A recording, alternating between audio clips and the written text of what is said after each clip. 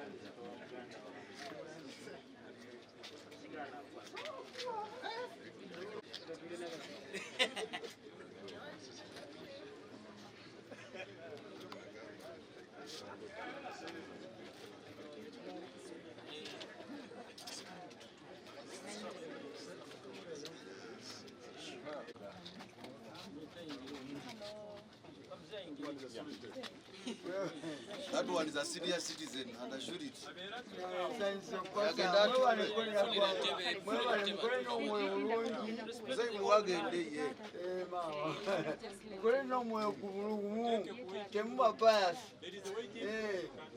It's okay, just a moment.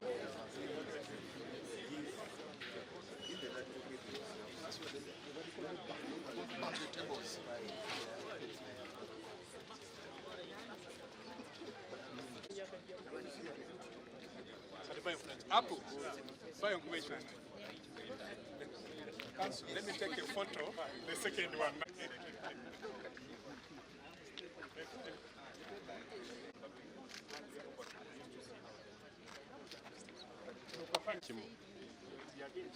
Due to public demand, Mr. President.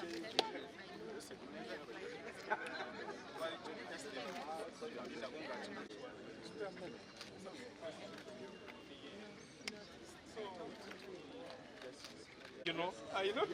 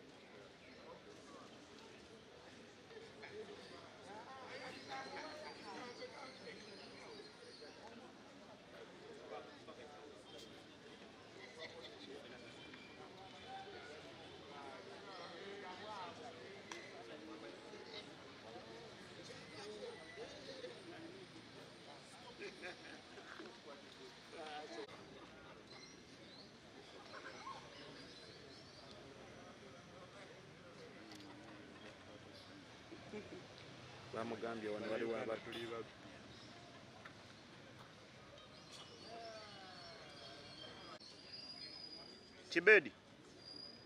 To the humiliating body search that I was subjected to twice, and all members of the legal profession were subjected to. First at the gate, then as we entered the courtroom, another body search. And I'm asking the officers, between the gate and here, and most people have left their briefcases at the gate. What would make them subject us to a second body search? Secondly, I have not yet had audience, the right of audience in court, because I'm not yet licensed to practice in Uganda. I'm expecting a special license to be issued by the Law Council. As it has been indicated, I applied last week. I was informed that they do not process digital applications. So my physical application was brought on Wednesday, and it was taken by the law firm of Lukwago and Company. And it has not yet been processed, but I have been promised by the chair of the Law Council, Justice Muliangoja, that we may hear from them as early as tomorrow. We have been able to have audience with our client in the court, within the court precincts, and our client was very firm that we ought to apply for adjournment. I should say our clients, not client, so that we can get the answer from the Law Council. You can see for yourself the harassment we have to endure, that they cannot wait even for a minute for this conversation to happen. I want to agree with my colleague, the Lord Mayor, that the abduction of Mr. Besigye and Mr. Lutale from Kenya breaches the Constitution of Kenya, the Constitution of Uganda, and the East African Treaty. I have looked at the charge sheet. The offenses are alleged to have been committed in Kenya, Greece, and Switzerland.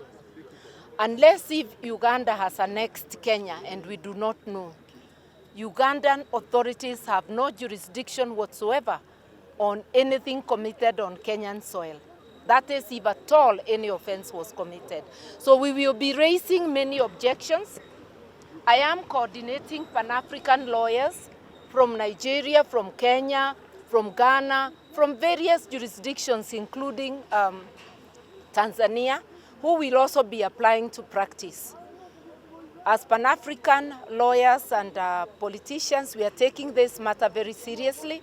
We are going to stand in solidarity, and we will file other cases in the East African Community Court, EACJ, against Kenya and Uganda for their illegal conduct.